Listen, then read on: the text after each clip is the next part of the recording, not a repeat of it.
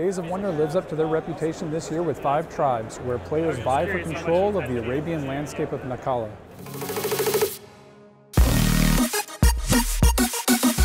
I'm Spencer with NerdyRaptor, sitting down here with Mark Kaufman from Days of Wonder to talk about some of their games they've got here at GenCon.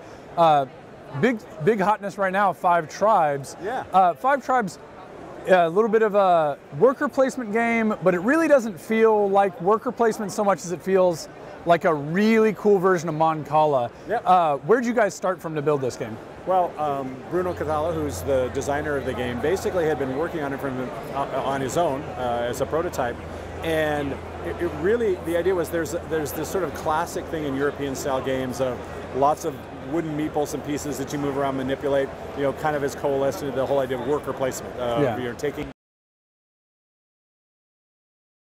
Where he came at it from, he said, I wanted to kind of do a twist on this and have the workers out there and then displace them. So he calls it worker displacement. Yeah, that's a great name. And it really is very Mancala-like in the sense that, you know, you have meeples that are out on these tiles in the Sultanate of Nakala, and it's basically, they're randomly placed as the tiles are randomly placed, and the players must decide, I'm going to pick up these meeples from this particular, and then I drop them, you know, Mancala style, on each of you know, adjacent tiles to where I've just been, and the last meeple has to be dropped on a tile that has a matching colored meeple, and then you can take those matching colors and do whatever those meeples allow you to do. So they have different kinds of capabilities. The green meeples are merchants; they allow you to buy resources that you can use later on to score points.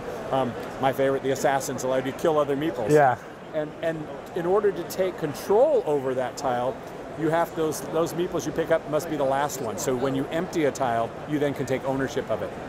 And you have your markers, a camel, that you can place there on the spot, and that's now going to earn you points. There's a number on the card that's there, but over time, other things will be placed. There's an action that happens on that meeple. There might be, you know, palm trees added to it, so that it's going to build up in value. Into an oasis. And other players, if they end up in that spot later, will have to build you growth. They'll have to add their palm trees and grow the oasis, so you're going to earn more value. That's fantastic. Just by owning it.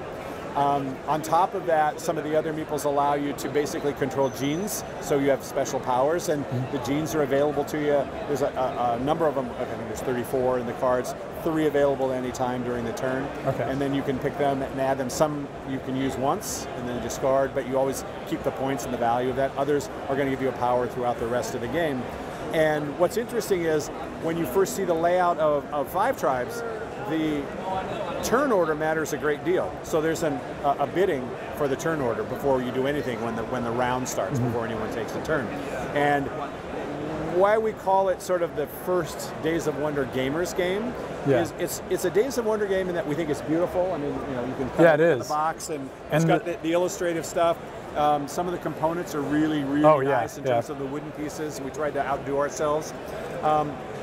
But it's also a Days of Wonder game in that the rules are not complex. It's not a difficult game to learn. It's a difficult game to play well. Yeah, I was going to ask what ages you were going for, because the play anybody can pick up and start into playing, but the strategy of, you know, like, is it better to allow these meeples where someone else can take advantage, or is it better for me to just give up those points and keep them over here? So a newbie or a beginner could play it at a casual level. If there's not a newbie in the game, they will get crushed. As Bruno says, if you're playing in a game with a newbie, you want to play directly after them, because they won't know how they're setting you up. And that's part of it. When you're dropping and moving meeples, you may be giving power to the person after you, so you have to be careful not only about how you're going to score your game or your turn and what you're going to accomplish, but how you're setting it up for other people. And the other thing is you need to be able to see it, kind of look out into the future and kind of see, well, how are things are laying out? Is it worth paying extra now to go first because there's a big score for me, or do I not waste coins or points to, you know, I don't need to go now. There's nothing out there that's really that exciting, so I'm not going to pay anything. I'm okay moving later. And you can't really, you need to see the lay of the land every time when it's your turn. Now what's the best move, you know, for now? And so there's not a lot of screwage, so that you can set people up for things. But it's not, you're not really trying to impact their score as much as you are trying to optimize yours. So. You do definitely get the player interaction. You're not playing alone on an island trying to optimize your points. You really have to watch what everybody else is doing, but you don't, nobody gets shut out. nobody gets knocked down. So it's nice to have that mix of you get to have the interaction, but you never get completely knocked out by anybody. And the other thing is like I think a lot of great games, the tension builds as you go farther along in the game, because when you first, you have the whole grid, the 30 different tiles out there, there's always moves to do and interesting things to do. As it gets more and more, the meeples have been removed from the board, there are less and less good options, and you need to start to think about how you're going to manage the end game before everything's gone. And you make sure how you're setting up your game, and what people allow you to do, and the different colored meeples that are available are going to change how you direct. There are multiple ways to score in the game, so it's like what's available to you and what's the best way to optimize my score now, or set it up for the future. So yeah, it's very cool. It definitely feels like a Days of Wonder game. I love the art. I love just the consistency of that kind of comic-y but really cool looking, like it feels very Arabian Nights. Yeah. Well, and that's kind of our part of it, and I think, it could be meeples anywhere, but what's nice about it is it helps tell a story. Yeah. You feel like, okay, I really am trying to be the Sultan. I am trying to take over these tiles. I want to take over the city, and I want to be in control. And that's kind of the part that we add to it. Yeah. And what's been great is the reception. We just debuted it here at GenCon this week, so at 10 o'clock in the morning when the doors open up, there's a line around that the starts to snake up. It's because we're allocating copies each day, and within a half hour they're all gone. So that's and people are. We see people who come and demo it during the day. They're in line first thing the next morning. So that's really exciting as well. So we're real happy about the response that people are giving to it. Does it feel mean to let somebody demo it knowing you don't have a copy to sell them? No, because it's actually going to be available by mid-September everywhere in North America. Okay, so that's not so long of a wait. So it's less than a month, hopefully, before people will be able to just get it an appetizer. Yeah. So in the ideal world, we have it everywhere now. We airship these in. The container is on the boat, and it's on its way to stores. So people will be able to get it shortly. Very cool. So another cool thing you guys have is the Ticket to Ride Anniversary Edition. Yeah, so that came out earlier this year, and it's a bigger box. As you can see, it's very heavy. And what we did with this is, so 10 years of Ticket to Ride, which is amazing. Yeah. It's hard to believe that we've actually been doing it in Ticket to Ride. Man, the growth of the game has been nothing we could actually foresee, that it would be that popular over all these years. And with the 10th anniversary edition, you kind of have two options. You can do the $400 version that everyone wants and very few people can get, or can justify spending the money to get. And then it becomes, you put it on the shelf and look at it. You don't ever use it or play it. And the second option is what we did, is said, let's do a really great version of the game that people will play. And yes, it's going to be more expensive because we're going to do different things with the components. So the map is completely redrawn from an illustrative standpoint. It's the exact same game, and we don't change any of the destinations or the cities that you go to. But we did all new illustrations for it. It's 50% larger.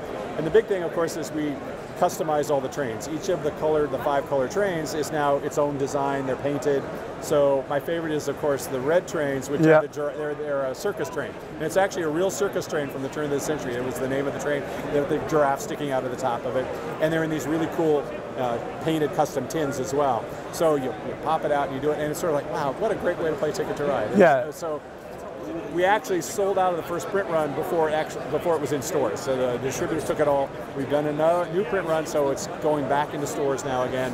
And we should have it available, through the end of the year at least, and if not farther. So that's really how people have reacted to it. Has been really phenomenal. Yeah, it is a game that really does deserve that kind of love, because it is a game so loved and so supported by people.